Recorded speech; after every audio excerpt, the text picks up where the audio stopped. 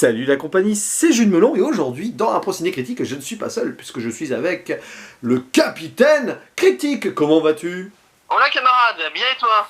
Bien écoute, ça va très bien parce que nous allons parler du 35e film d'animation des studios Disney en mode classique, le fameux Hercule, sorti en 1997 et réalisé par le duo de légende John Musker et Ron Clements qui avait fait Aladdin juste avant. La petite sirène, Basile le détective privé, puis après ils feront La planète au trésor ou encore Vaiana, hein. Très beau palmarès ma foi. Et ici, il s'attaque donc à la mythologie grecque et au casting vocal en VF, parce qu'on voit souvent en VF les films d'animation. C'est vrai que je ne l'ai jamais vu en VO pour le coup. Oui, alors nous avons Emmanuel Garigeau qui fait Hercule, mais surtout Patrick Timsit, tiens, qui est là avant Atlantide, parce qu'il sera dans Atlantide aussi. Et puis tiens, le méchant Hadès qui est interprété par Dominique Collignon-Morin, la voix officielle de Nicolas Cage quand même. Puis on peut citer Éric Métayer aussi, qui fait deux petits monstres avant de faire un des monstres dans Monstres et compagnie quelques années après. C'est pour ça que ça m'a un petit peu tiqué là-dessus. Je me dis tiens, c'est marrant cette voix, ça ressemble un petit peu. Et puis il y a Benoît Alman, qui ne fait pas Dieu pour Morgan Freeman ici, mais Zeus carrément. Alors, le gars, il aura un petit peu fait toutes les voix cultes. C'est pas rien non plus. Voilà. Et bon, alors, disons que c'est un film musical, historique, enfin mythologique historique, voilà, un petit peu drôle. Mythologique, historique, hein. Ouais, tragicomique, hein, on peut le dire aussi, qui raconte donc l'histoire de Hercule, qui dans le film n'est pas un demi-dieu en soi, puisqu'il n'est pas fils de Zeus et d'une mortelle, mais donc c'est un dieu, un vrai dieu. Il est fils de Zeus et de Héra, oui. Bon, déjà la mythologie grecque, elle prend un petit coup ici, hein. Mais ça, on va y revenir. C'est comme les autres films Disney, la fidélité de ce qu'ils adaptent. Ouais. Voilà, si on peut voir par exemple La Petite Sirène et Aladdin. Voilà, oui. Mais c'est pas pour autant que ça n'en fait pas de mauvais films en tant que tel. Voilà, mais du coup ici, donc Hercule, tout bébé, va finir en fait sur Terre parce que Hadès est jaloux. Il voit qu'il y a une prophétie qui dans 18 ans l'empêcherait de prendre le pouvoir si Hercule est toujours dans ses pattes. Donc il se débarrasse du bébé, à la base c'était pour le tuer quand même. Voilà. Bon, enfin plus ou moins, mais en fait il va se retrouver sur Terre en devenant mortel, mais en gardant ses pouvoirs de héros, de dieu. Hein, et justement, Hercule, en grandissant, va vouloir devenir un vrai héros, même un super-héros. Hein, la mythologie Superman n'est pas loin aussi, on voit un petit peu certaines idées. Et il va affronter des épreuves. Alors, il va pas forcément faire les 12 travaux d'Hercule, mais il y a des références quand même. Et c'est tant mieux quand on sait, entre guillemets, les vrais travaux qu'Hercule aura à accomplir, les adapter en film d'animation pour enfants. On voit l'origine, pourquoi il fait les travaux, je ne connais pas pour les gens qui n'ont jamais lu. Puis de toute façon, j'ai envie de dire, on a eu les 12 travaux d'Astérix, donc ça se suffit. Voilà, à ce niveau-là. Mais donc Hercule va grandir et évoluer. On va le voir adolescent, il va être... Petite parenthèse sur les 12 travaux d'Astérix, il faut la référence des vrais travaux au début du film. Oui, bah oui, c'est vrai.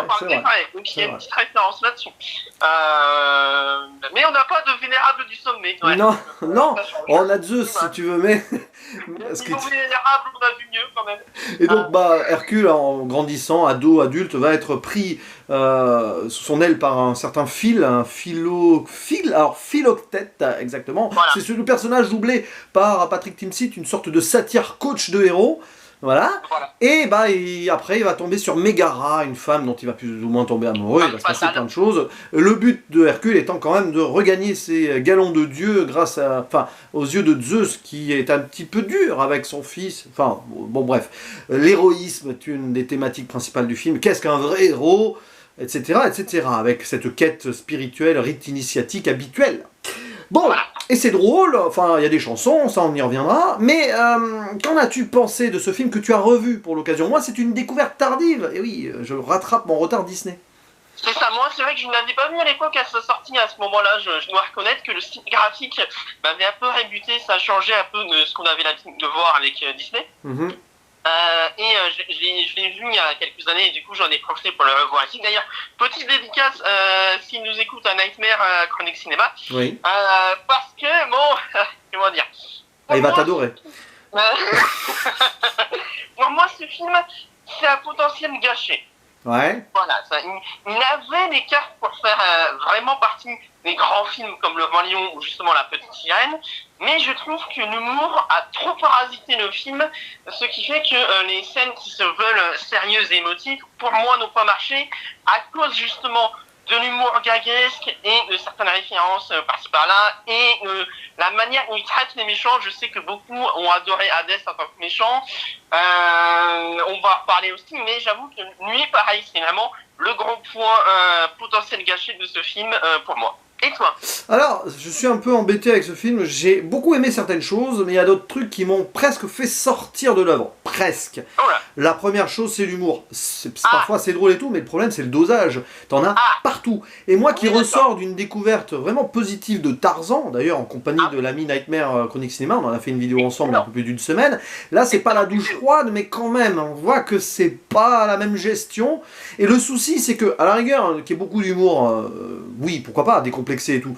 Mais dans une ambiance tragique comme ça, potentielle, avec une quête de héros, je trouve que c'est un petit peu déséquilibré par moment. Et pourtant, le film nous prévenait dès le départ. Il y a des personnages qui disent hey, on n'est pas dans une tragédie grecque. Alors, le début est génial. D'ailleurs, le tout début, t'as cette narration classique et tout, machin, et puis d'un seul coup, t'as les muses sur un vase qui disent hop, hop, hop, attendez, on va chanter, on va s'amuser. D'ailleurs, quand même, le gospel pur, j'ai pas trouvé la référence avec la mythologie grecque, mais là, on est dans un anachronisme global. Le film joue aussi là-dessus. C'est Disney, ce n'est pas la première fois. Oui. Mais tu vois, justement, le tour des musiques aussi, pareil. En soi, elles ne sont pas mauvaises, elles s'écoutent. Et il y a certaines chansons qui sont assez entraînantes. Mais je trouve que ça gâche un peu le côté intemporel de l'œuvre. C'est bizarre.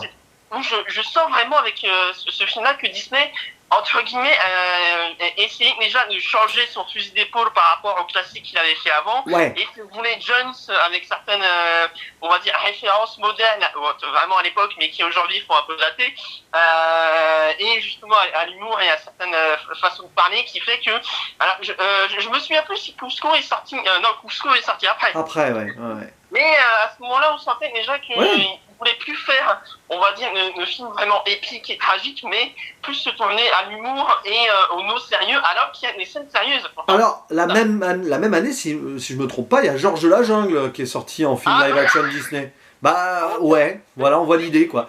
D'ailleurs, j'en ai parlé récemment sur la chaîne de Georges de la Jungle aussi, donc on est dans une thématique. Mais alors, justement, on parle d'anachronisme et tout. Finalement, l'anachronisme, j'ai envie de dire, c'est la touche du duo de réalisateurs, parce que dans Aladdin, le génie, il en fait de l'anachronisme. Oui, mais si ce n'est qu'Aladdin, ça marche parce que le génie... C'est ça, c'est magique. Oui. Mais là, après tout... Voilà, c'est des dieux, donc on peut imaginer qu'il y a une forme d'intemporalité qui passe à travers le temps. Allez, à la rigueur... Je vais donner juste un exemple pour moi, on va dire une référence qui n'aurait pas dû être, mais qui est minable pour la blague. Dans une, on va dire, est-ce que c'est un spoil de citer des chansons On va dire, dans une des chansons d'accomplissement du héros, oui, voilà. Pour rester très vague, on en parlera, je pense, dans une spoiler, à un moment donné, on le voit avec des sandales vraiment modernes. Ouais, et j'allais dire, voilà, quand il y a certaines choses qui lui arrivent, il y a vraiment trop de choses, on va dire, qui font référence au monde moderne pour moi, pour que j'accepte l'univers tel qu'on me présente, et de fait, j'ai du mal à rentrer dedans, alors qu'il y a du potentiel de toute façon. Megara, alors, oui. Un personnage féminin Disney, c'est vraiment une première. Oui, alors, bon, au-delà donc de certains bémols, un petit peu cet humour forcé, parfois, niveau scénario, quête, il y a des trucs qui sont bazardés, j'en parlerai en zone spoiler d'un truc qui m'a un peu énervé vers la fin. Le ridicule, les méchants. Non, mais alors, en soi, Hades, ça passe, parce qu'on est dans une sorte de méchant drôle et cruel à la fois, ça passe à peu près, il a du charisme. Il a du charisme et la voix française est très bonne, donc... Et je peux te citer le film que tu as critiqué justement il y a quelques jours, à savoir Tarzan. Je suis désolé, Clayton n'a plus partie d'Hercule, alors que Clayton est un humain. Mais franchement, j'ai envie de dire que Tarzan et Hercule s'opposent, clairement, dans l'univers Disney. Et sans parler de la fin de Hades... Mais on en parlera dans la zone spoiler, mais avant, donc, pour quand même dire des bonnes choses sur le film. Megara, ça c'est très bien, parce qu'on n'est pas dans le cliché de la princesse Disney, il y a quelque chose d'autre, il y a une touche de féminisme parfaitement intégrée, parce que c'est la femme vraiment qui n'a pas envie de se laisser marcher sur les pieds, et une souffrance, on va pas en dire plus par rapport aussi à son développement personnel, parce que... C'est étonnant d'ailleurs qu'elle ne fasse pas partie des princesses Disney. parce que ce n'est pas une princesse en soi, c'est ça l'idée. Elle est quand même en couple avec le fils de Zeus. Ouais, mais c'est compliqué. En soi, pourquoi pas? Ouais. Il y a quand même Mulan dans la gamme des princesses et qui n'est pas du tout une princesse. C'est vrai que si tu mets Mulan, tu mets Megara, oui, c'est pas faux. Voilà, bon. Donc je dis, remettez Megara et aussi Esmeralda du boss de notre gamme. Voilà, c'était le petit moment fanboyisme Golno. Enfin, un jour tu feras une vidéo les princesses de Disney, tiens, c'est une bonne idée. On fera un live princesse de Disney, tiens, avec Nightmare et tout. Je finirai là-dessus. Vaiana, dans son film, n'arrête pas de dire qu'elle n'est pas une princesse alors qu'ils l'ont rajouté dans la gamme des princesses. Oui, c'est un peu l'ironie du sort. Mais donc Megara, très bien géré le personnage, on en parlera en spoiler, etc. Le précepteur, on va dire, coach... Oui, bon, c'est de l'humour un peu forcé, mais là c'est le comic relief. Alors attention, parce que ce personnage aujourd'hui passerait moins dans une écriture de film moderne, parce que le côté sexiste un peu. Il y a un petit côté Tortue Géniale de Dragon Ball. Ouais, c'est le satire quoi, bah c'est un satire en même temps. C'est ça. Mais justement, je suis d'accord avec toi. Aujourd'hui, le jour, je crois qu'ils ont prévu de faire un live action. Oui, on en parlera en conclusion. Ouais. Voilà. Mais justement, le fait qu'il soit un peu, j'allais dire chaud lapin. Coquin, ouais, c'est ça.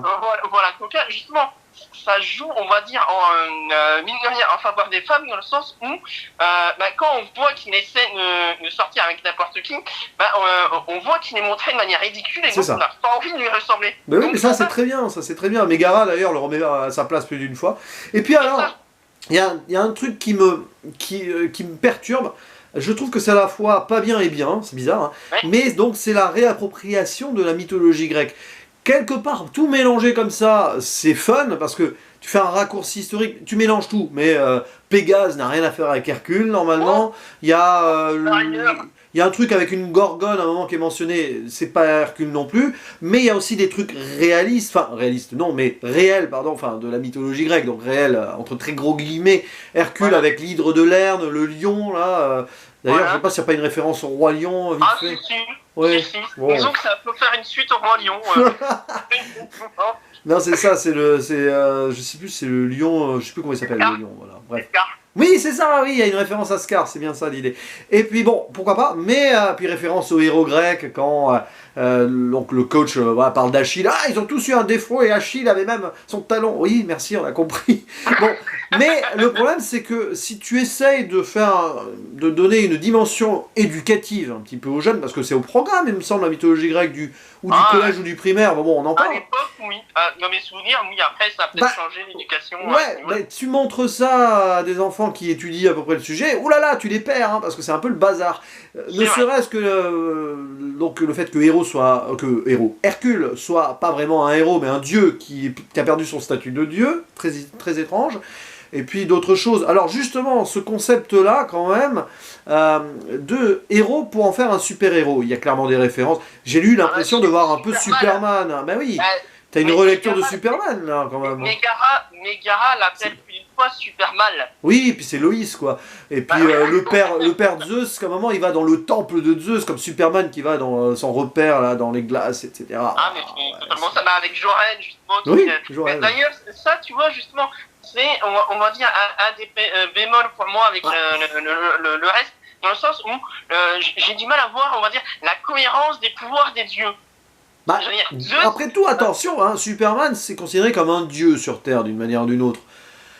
Oui, non, mais donc, par exemple, Zeus, pourquoi il apparaît que dans la statue, là où Hadès apparaît comme il veut, et il parle avec Hercule quand il veut. On va en parler dans la zone spoiler des incohérences divines, parce que moi j'appelle ça des incohérences divines. As-tu d'autres choses à dire sur certains personnages en hors spoiler? Après, je crois que niveau personnage, on les a à peu près tous.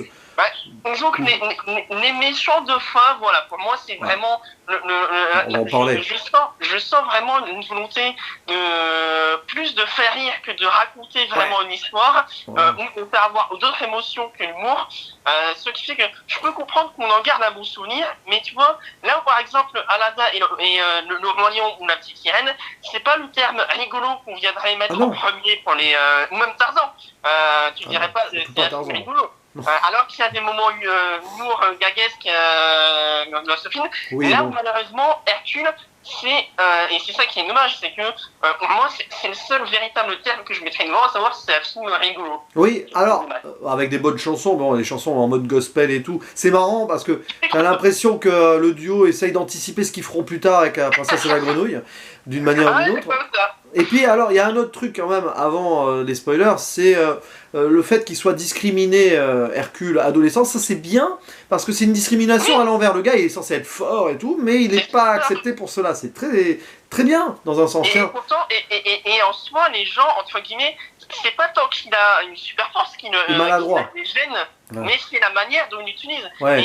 Et ça, pareil, j'aurais bien aimé qu'on ait un peu plus, on va dire, le moment où justement, le moment découvert. Le film est assez court, hein, mine de rien. Ouais, on passe trop vite l'adolescence, peut-être, oui, c'est ça. Voilà, et justement, j'aurais bien aimé, autant les parents adoptifs sont surpris la première fois quand il est bébé, mais c'est vrai que les autres,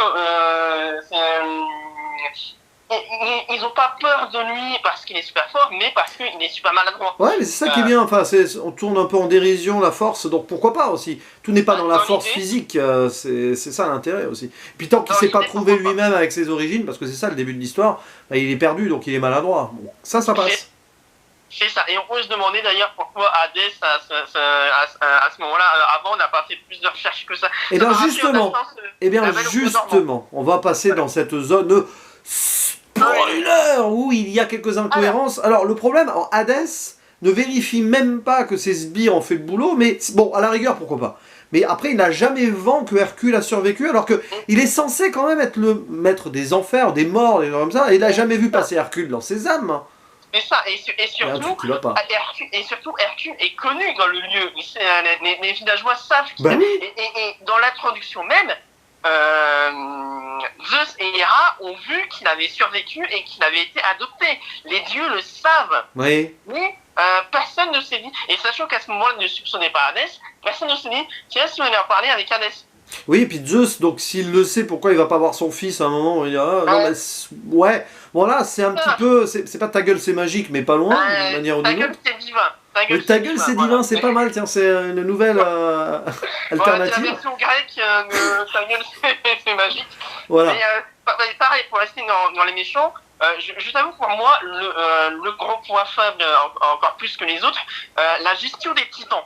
Oh, quelle horreur! Alors ça j'ai été énervé, parce que bon, oui, il y a cette histoire de titans enfermés et tout, et puis ils vont être libérés pour détruire l'Olympe. Alors, les titans sont réduits au ridicule, parce que déjà, c'est des gros bourrins. Alors, pourtant, le design, hein, le titan de pierre, de feu, de glace, très bien. L'idée est très bonne, de magma, voilà.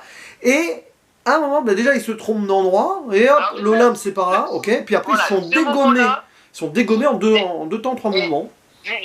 Justement, le moment du Enégal c'est par là. Alors ça, très bien, ça peut faire rire les gens, ça peut faire rire les enfants.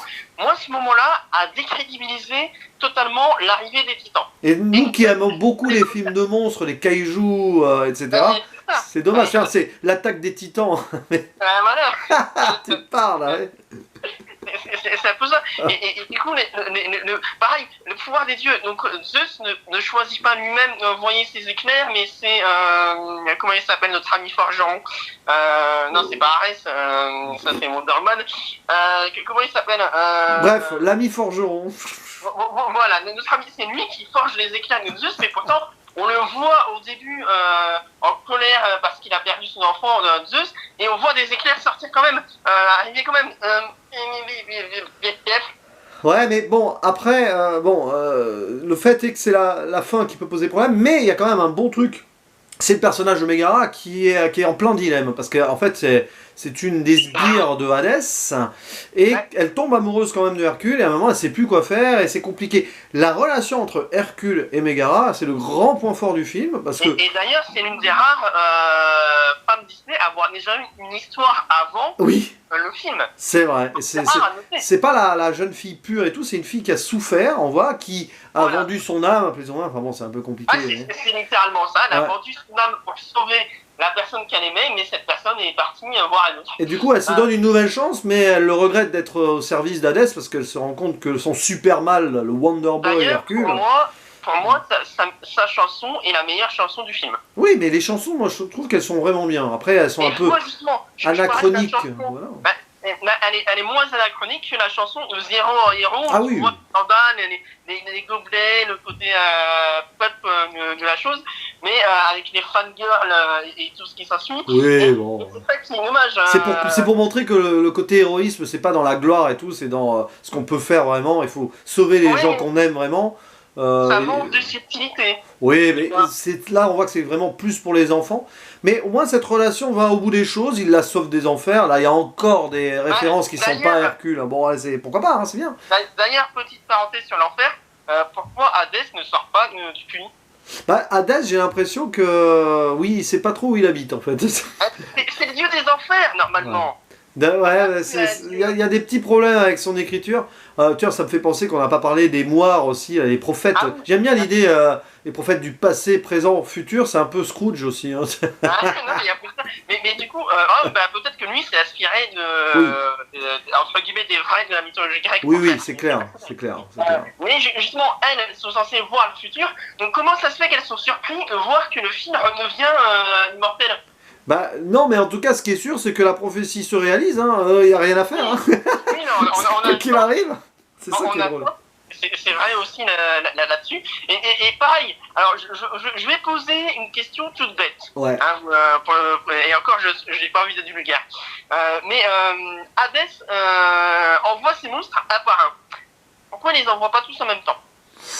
Oh, c'est pour faire durer le plaisir, non? Peut-être... Par péché d'orgueil. Par péché d'orgueil. Quand il les envoie. Hein. Non, par péché d'orgueil, je pense. C'est le méchant qui. Voilà. Et d'ailleurs, on se demande comment ça se fait que Zeus ne voit pas à ce moment-là que c'est Hadès qui les envoie et que c'est lui qui veut tuer son fiston. Ouais, mais Zeus, il a beaucoup de choses à gérer, j'ai l'impression. Ah oui, on le voit tellement faire ses affaires de Dieu comme. Hamas, on le voit pas en fait, c'est vrai. Il y a des petites. Oui, c'est vrai, c'est un peu. Bon, c'est peut-être trop ambitieux pour un film d'1h30, quoi. C'est aussi ça l'idée, quoi. Après, il y a une série, mais apparemment, elle est catastrophique. Donc, la série, je te la conseille pas malheureusement. Je l'ai regardée à l'époque, mais c'est peut-être pas la pire série Disney, encore que. Dans la. Allez, je vais quand même donner envie aux gens de la regarder pour un épisode. Ouais. Il y a un épisode crossover Hercule-Aladdin. Ah bah tu m'étonnes, tiens. Où tu vois en plus, alors là c'est un mini spoil, mais c'est de la zone spoilers. Mais c'est pour donner envie aux gens de voir juste cet épisode-là qui lui est vraiment bon. Où on voit Jafar travailler avec Hadès pour forcer Hercule et Aladdin à se taper dessus. Ah intéressant, tiens, j'essaierai de le trouver cet épisode. Mais alors... Jafar est mort, mais il est dans le monde des morts. Et avant de fermer la zone spoiler, la toute fin que j'ai trouvé bien pour le coup, Hercule renonce à l'Olympe, à son rôle de dieu, pour vivre avec Mégara parmi les vivants. Et c'est ça qui est bien, c'est qu'il n'a pas cette ambition personnelle et il préfère vivre heureux en tant que mortel plutôt que de vivre seul en tant que dieu pour l'éternité. Même si du coup on peut se demander au final qu'est-ce qui les empêche de le faire devenir immortel une fois que... Mégara n'est pas immortelle en soi. Non, mais une fois que Hercule meurt, qu'est-ce qui les empêche de le faire devenir mortel? Oui, mais bon, après c'est l'idée de... après, une fois que Mégara va mourir va vieillir et mourir, Et surtout, pareil, pour finir sur Hadès, là-dessus, c'était un des points qui avait un potentiel au début, mais qui n'est pas assez exploité, justement, au profit de l'humour, malheureusement. Hadès est... Au début, dans l'absolu, ses motivations peuvent être compréhensibles dans le sens où c'est le seul qui est là de vraiment bosser dans ce monde dans ce monde de flemmards de Dieu. C'est vrai. Et du coup, on voit que c'est Zeus qui l'a entre guillemets forcé à travailler là alors que lui il veut pas. Du coup, c'est intéressant, mais on peut se demander mais pourquoi il n'aime pas être là et qu'est-ce qu'il ferait une fois qu'il aura pris le pouvoir. Mais ça, on verra peut-être dans Hercule 2. Non, ça, heureusement, on l'a pas vu. Bon, du coup, on va refermer la zone spoiler pour cette conclusion. Alors, la tienne, du coup, mon cher capitaine, je sens que tu vas pas forcément être tendre quand même avec ce film. Non, malheureusement, je maintiens ce que je dis au début, c'est un potentiel gâché. Là où, par exemple, La Flamme se rebelle n'avait rien pour lui, ce film-là avait les idées à la base. Et c'est ça qui est frustrant. Et le fait, pour ma note, je ne lui mettrai... Allez, je vais être gentil, je vais me contenter d'un 4 sur 10. Oh, t'es gentil, en effet. Voilà, parce qu'il y a quand même quelques chansons qui sont sympatoches et l'animation avec le recul a plutôt bien vieilli. Et surtout Megara. Oui, voilà. Megara, ça serait ma note finale, ça serait Megara sur 20. Ah, ok. Et toi? Mais alors, le fait est que ce film est un bon film pour moi, mais qu'il ne va pas, enfin, qu'il y a trop d'ambition pour ce qu'il propose, trop d'humour pour son ambition, c'est un peu le souci. Je pense qu'il aurait fallu en faire un truc un peu plus tragique à la Tarzan. Voilà, et là ça aurait été vraiment un excellent film. Là, je lui aurais mis un 8 sur 10. Ouais, c'est ça, l'humour vient un peu trop tout dégonfler, même si du coup, bah, on peut s'attacher au personnage avec l'humour aussi. Enfin, c'est, voilà, ça dépend comment et dans quelle humeur vous êtes aussi. Moi, je vais aller avec un petit 7 sur 10. Je suis généreux, mais c'est un petit 7 sur 10. C'est pas un gros 7 sur 10. J'ai passé un bon moment, mais voilà, avec le recul, tu te dis, ouf, c'est le bazar. Après, tu aurais peut-être plus apprécié si tu l'avais vu à l'époque au cinéma aussi. Ça... Je sais pas, peut-être. Oui, c'est plus dans le mode divertissement qui peut être oubliable, contrairement à un Tarzan qui va me marquer, parce que là, dans les découvertes Disney récentes, le Tarzan, voilà, comme les Frères des Ours aussi, que j'ai découvert il n'y a pas longtemps, mais je n'ai pas fait de vidéo sur la chaîne, j'en ferai une plus tard. Voilà. Plus marquant, Frères des Ours, avec un potentiel, justement, même s'il n'est pas aussi bon que le Roi Lion, on sent que là, ils essaient vraiment de rajouter le tragique, et c'est ça qui est un peu vraiment triste pour moi, pour ce Hercule. Et on finira donc, avant de conclure, sur le potentiel film live action. Le projet est lancé, c'est les frères Russo qui supervisent, j'espère qu'ils vont pas réaliser. Oh là, je suis méchant. Non, il y a déjà des rumeurs comme quoi, apparemment, Ariana Grande ferait Megara, peut-être Tom Holland dans le rôle d'Hercule. Frères Russo qui réalisent avec Tom Holland. Bon. Ça sent le Spider-Man. Ouais, il y a récemment eu Cherry aussi. Non, mais bon, voilà, à voir. Moi, j'espère que s'il y a un live action, ils vont en faire un en mode épico-tragique, parce que s'il nous fait un truc avec de l'humour, on va se retrouver avec un Thor Ragnarok dans la mythologie grecque. Et je dirais non. Moi, je me demande comment est-ce qu'ils vont réaliser le côté lumineux des dieux. Je sais plus dans quel film récent, je sais plus si c'est dans Gods of Egypt ou dans justement le choc des titans, où on voit les dieux mais lumineux un peu trop à ce niveau-là. Et du coup, je suis curieux de voir à quel point, parce que bon, je fais un pronostic, je sens que je vais pas aimer cette version-là. Étrangement. Mais je suis curieux de voir jusqu'à quel point je ne vais pas l'aimer et à quel point ils vont tenter de corriger ça. Je finirai là-dessus, promis. Ils ont fait une version live action de Hades dans la série Once Upon a Time. Oui. Je ne sais pas si ça te parle pas du tout cette série. Mais la version Once Upon a Time de Hades est toute pétée. Et pourtant, il a eu un succès, ce personnage-là, dans cette série. Donc s'il se base là-dessus pour le faire, ouch. Mais je sens que ça va être le nanar de l'année quand il sortira, ou le navet, on verra. On verra bien, de toute façon. Bon, n'hésitez pas à dire en commentaire ce que vous pensez déjà de ce Hercule donc d'animation, le potentiel projet live action et tout. Et si vous avez vu la série aussi. Hein, si on arrive, alors la série par contre, il y aura moins de budget que le film. C'est comme la série qui est prévue pour La Belle et la Bête sur le Gaston et le Fou. Et pareil, ici, je vais finir dans les derniers projets. Je sais plus si on en avait parlé ou pas, ou si tu le sais ou pas. Une suite au Roi Lion. Oh, bah ça, non. Oui, en live action, mais ça, on va pas en parler ici, sinon. Voilà. Mais il y a tellement de live action prévus chez Disney qu'on n'a pas fini d'en manger. Préquel sur Mufasa. Oui, voilà, mais bon, voilà. Voilà, en tout cas, c'était un plaisir de parler de ce Hercule en ta compagnie. Même si on n'est pas d'accord sur la note finale, plaisir partagé. C'est toujours intéressant de parler de films d'animation avec toi. Voilà. Et je te remercie de m'avoir invité sur ta chaîne. Et on a hâte d'en débattre avec vous dans les commentaires. Je sens que ça va faire débattre. Je sais pas pourquoi, mais je le sens.